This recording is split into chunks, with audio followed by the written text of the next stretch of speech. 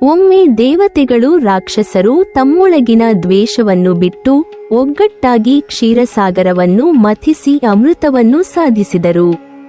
ಅಮೃತ ಸಿದ್ಧಿಯಾದಾಗ ಅದನ್ನು ಹಂಚಿಕೊಳ್ಳುವ ವಿಷಯದಲ್ಲಿ ಜಗಳವಾಡಿದರು. ಆಗ ಮಹಾವಿಷ್ಣು ಮೋಹಿನಿ ಅವತಾರ ತಾಳಿ ರಾಕ್ಷಸರನ್ನು ವಂಚಿಸಿ ಅಮೃತವನ್ನು ದೇವತೆಗಳ ಪಾಲಿಗೆ ಸಿಗುವಂತೆ ಮಾಡಿದರು. ಇದರಿಂದ ರಾಕ್ಷಸರು ದೇವತೆಗಳಿಗೆ ನಿರಂತರ ದ್ವೇಷಿಗಳಾದರು. ಅಮೃತಪಾನದ ಮೂಲಕ ಅಮರರಾದ ದೇವತೆಗಳು ಗರ್ವದಿಂದ ತಿರುಗಾಡತೊಡಗಿದರು. ರಾಕ್ಷಸರು ಒಳಗೊಳಗೆ ಕುದಿಯತೊಡಗಿದರು. ಏನು ಮಾಡಿದರೂ ಅಮೃತಪಾನದ ಫಲದಿಂದ ದೇವತೆಗಳನ್ನು ಕೊಲ್ಲಲು ಸಾಧ್ಯವಿರಲಿಲ್ಲ. ಗರಿಷ್ಠವಾಗಿ ಅವರಿಗೆ ಕಷ್ಟ ಕೊಡಬಹುದಷ್ಟೇ, ಆದರೂ ದೇವತೆಗಳನ್ನು ಗತಿಯಿಲ್ಲದವರನ್ನಾಗಿ ಮಾಡಿ ದಾನವರಿಗೆ ಮಾಡಿದ ಅನ್ಯಾಯಕ್ಕಾಗಿ ಪ್ರತೀಕಾರ ತೀರಿಸಲೇಬೇಕೆಂದು ತಾರಕಾಸುರನು ಸಂಕಲ್ಪಿಸಿ ಘೋರ ತಪಸ್ಸಿಗೆ ಕುಳಿತನು. ಬ್ರಹ್ಮನನ್ನು ಧ್ಯಾನಿಸುತ್ತಾ ತಪಸ್ಸು ಮಾಡಿದ ತಾರಕಾಸುರನ ಮುಂದೆ ಕೊನೆಗೆ ಬ್ರಹ್ಮನು ಪ್ರತ್ಯಕ್ಷನಾದನು. ತಾರಕಾಸುರನು ನನಗೆ ಸಾವೇ ಬಾರದಂತೆ ವರ ನೀಡಿ ಎಂದು ಬೇಡಿಕೊಂಡನು. ಬ್ರಹ್ಮನು ಹುಟ್ಟಿದವನು ಒಂದು ದಿನ ಸಾಯಲೇಬೇಕು, ಇದು ಪ್ರಕೃತಿ ನಿಯಮ, ಬೇರೊಂದು ವರವನ್ನು ಕೇಳು ಎಂದು ತಿಳಿಸಿದನು. ತಾರಕಾಸುರನು ಆಲೋಚಿಸಿ ಶಿವನ ಮಗನಿಂದ ಹೊರತು ಬೇರೆ ಯಾರಿಂದಲೂ ನನಗೆ ಸಾವು ಬಾರದಿರಲಿ ಎಂದು ವರ ಬೇಡಿಕೊಂಡು ಪಡೆದುಕೊಂಡನು. ಆಗ ಶಿವನಿಗೆ ಪತ್ನಿಯೇ ಇರಲಿಲ್ಲ. ದಕ್ಷಯಜ್ಞದಲ್ಲಿ ಅವಮಾನಿತಳಾಗಿ ಸತೀದೇವಿ ತನ್ನ ಯೋಗಾಗ್ನಿಯಿಂದ ಭಸ್ಮವಳಾಗಿ ಹೋಗಿದ್ದಳು. ಪತ್ನಿ ವಿಯೋಗಗೊಂಡ ಶಿವನು ಮಹಾವೈರಾಗ್ಯದಿಂದ ಉನ್ಮತ್ತನಂತೆ ತಿರುಗಾಡಿ ಕೊನೆಗೆ ಹಿಮಾಲಯ ಪರ್ವತದಲ್ಲಿ ತಪಸ್ಸಿಗೆ ಕುಳಿತಿದ್ದನು. ಶಿವನು ಮತ್ತೆ ಮದುವೆಯಾಗುವುದಿಲ್ಲ, ಮಗ ಹುಟ್ಟುವುದಿಲ್ಲ ಎಂಬುದು ತಾರಕಾಸುರನ ದೃಢ ನಂಬಿಕೆ. ಈ ಕಾರಣದಿಂದ ಅವನು ನಿರ್ಭೀತನಾಗಿ ರಾಕ್ಷಸರನ್ನೆಲ್ಲ ಒಟ್ಟುಗೂಡಿಸಿ ದೇವತೆಗಳಿಗೆ ಭಾರೀ ಕಂಟಕನಾದನು. 3 ಲೋಕಗಳನ್ನು ಆಕ್ರಮಿಸಿಕೊಂಡು ದೇವತೆಗಳಿಗೆ ಹಿಂಸೆ ಕೊಡತೊಡಗಿದನು. ಹೀಗೆ ನರಳುತ್ತಿದ್ದ ದೇವತೆಗಳು ಅಮೃತಪಾನ ಮಾಡಿದದ್ದಕ್ಕಿಂತ ಸಾಯುವುದೇ ಮೇಲು ಎಂದು ಬೇಸರಪಟ್ಟರು. ಕೊನೆಗೆ ಎಲ್ಲರೂ ಸೇರಿ ಉಪಾಯವಿಲ್ಲದೆ ಸತ್ಯಲೋಕಕ್ಕೆ ಹೋಗಿ ಬ್ರಹ್ಮನನ್ನು ಶರಣಾದರು. ಬ್ರಹ್ಮನು ಹೇಳಿದನು, ಶಿವನಿಗೆ ಮಗ ಹುಟ್ಟಬೇಕು, ಅವನಿಂದಲೇ ತಾರಕಾಸುರನು ಸಾಯಬೇಕು, ಬೇರೆ ಮಾರ್ಗವಿಲ್ಲ. ಅವನು ನನ್ನಿಂದ ಆ ರೀತಿಯಾಗಿ ವರ ಪಡೆದಿದ್ದಾನೆ. ಶಿವನು ವೈರಾಗ್ಯದಿಂದ ಇರುವುದರಿಂದ ಅವನಿಗೆ ಪುತ್ರೋದಯವಾಗುವ ಬಗೆ ನನಗೆ ತಿಳಿಯದು. ನಡೆಯಿರಿ, ಮಹಾವಿಷ್ಣುವಿನ ಬಳಿ ಹೋಗಿ ಕೇಳಿರಿ. ಉಪಾಯ ಮಾಡುವುದರಲ್ಲಿ ಅವನೇ ಸಮರ್ಥನು. ಅವರು ಎಲ್ಲರೂ ಮಹಾವಿಷ್ಣುವಿನ ಬಳಿಗೆ ಹೋದರು.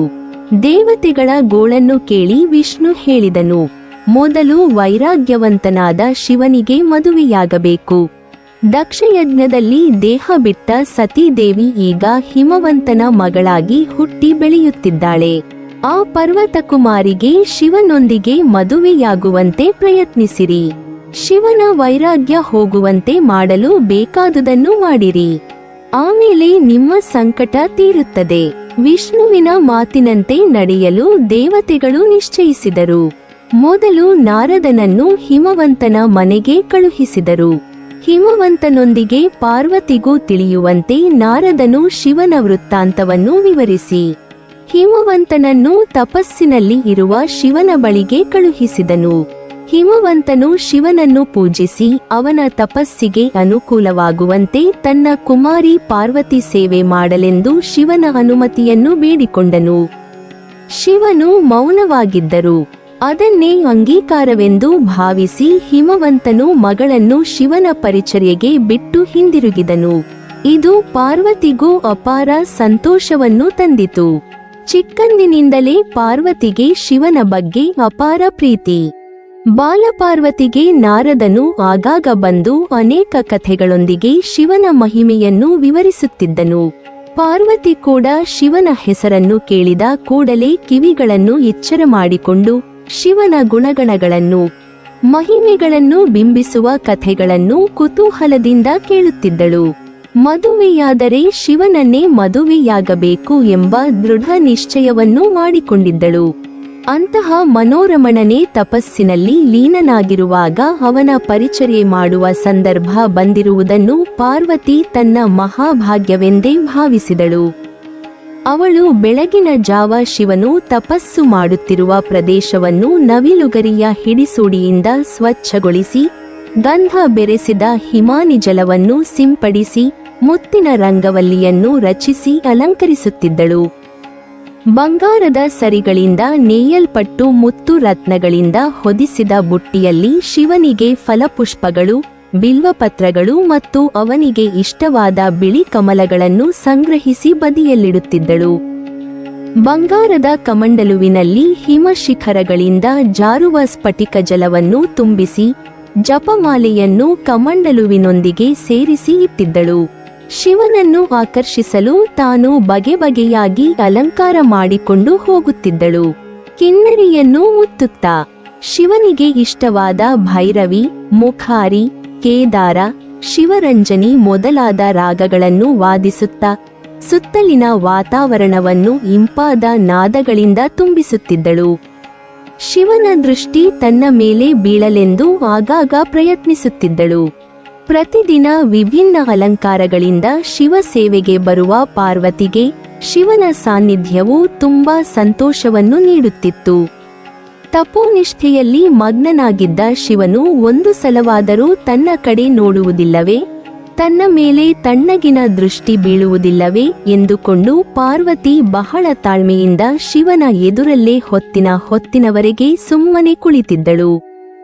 ಆದರೆ ಶಿವನು ಅವಳ ಕಡೆಗೆ ದೃಷ್ಟಿ ಹರಿಸುವುದೇ ಇಲ್ಲವೆಂದು ಕಂಡು ಪಾರ್ವತಿಗೆ ನಿರಾಶೆ ಬರಲು ತೊಡಗಿತು. ಶಿವನ ದೃಢಮನಸ್ಸನ್ನು ಚಲಿಸುವಂತೆ ಮಾಡುವುದು ಸಾಮಾನ್ಯ ಕೆಲಸವಲ್ಲ. ಅದಕ್ಕೆ ಮನ್ಮಥನ ಅಗತ್ಯವಿದೆ ಎಂದು ದೇವೇಂದ್ರನಿಗೆ ತಿಳಿಯಿತು.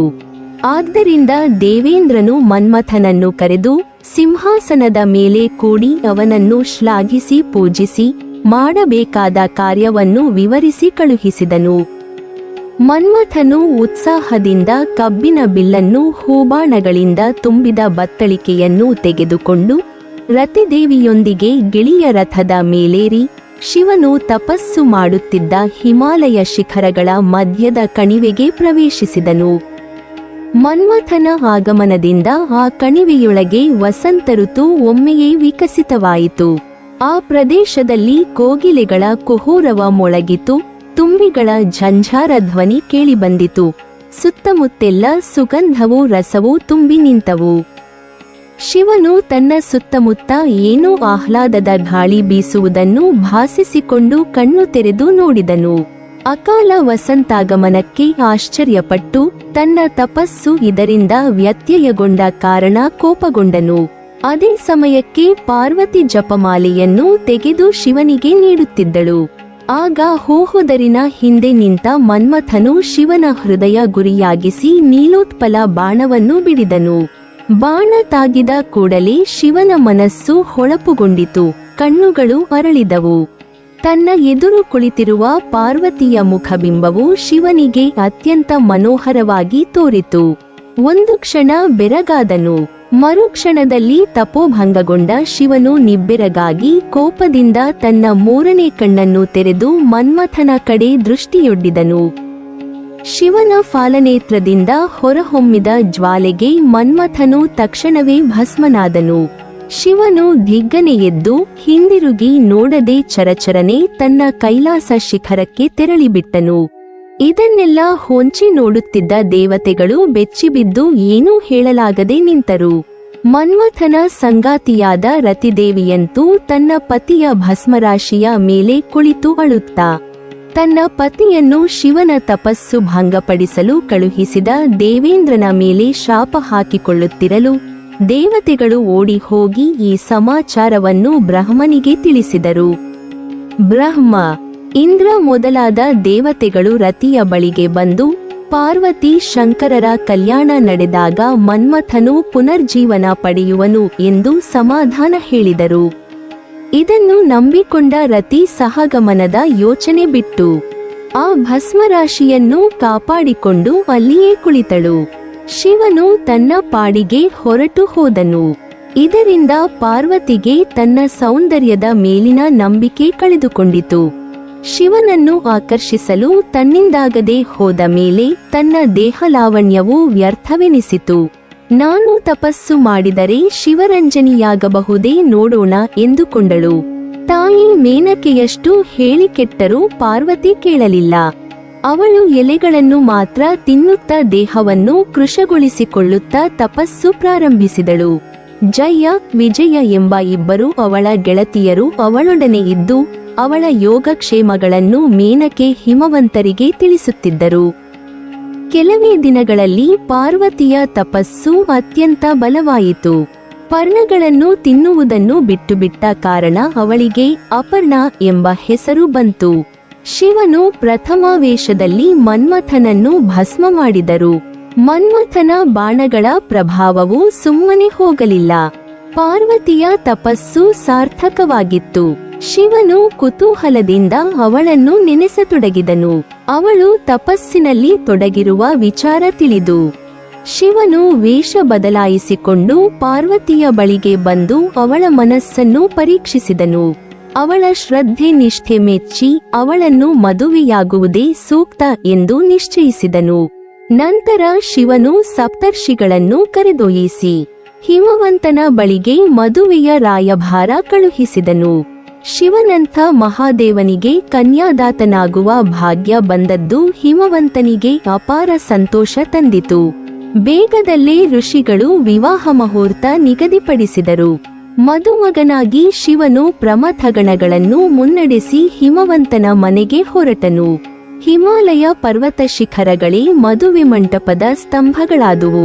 ಬ್ರಹ್ಮ, ವಿಷ್ಣು, ಇಂದ್ರ, ಸಪ್ತರ್ಷಿಗಳು, ನಾರದ ಮುನಿಪುಂಗವರು ಸಾವಿರಾರು ಋಷಿಗಳೊಂದಿಗೆ ವಿವಾಹ ಮಂಟಪವನ್ನು ಅಲಂಕರಿಸಿದರು. ಎಲ್ಲೆಡೆ ಸಂಭ್ರಮವೇ ಸಂಭ್ರಮ. ಹಿರಿಯ ಮುತ್ತೈದೆಯಾದ ಅರುಂಧತಿ ಶಿವನ ಫಾಲನೇತ್ರದ ರೆಪ್ಪೆಯ ಮೇಲೆ ಕಲ್ಯಾಣ ತಿಲಕವನ್ನು ಉದ್ದವಾಗಿ ಎಳೆದು ತಿದ್ದಿದಳು. ಮದುಮಗನ ಅಲಂಕಾರದಲ್ಲಿ ಶಿವನು ಪರಮಸುಂದರನಾಗಿ ಕಾಣಿಸಿಕೊಂಡನು. ಎಲ್ಲರೂ ಅವನನ್ನು ಸುಂದರೇಶ್ವರ ಎಂದು ಕರೆದರು.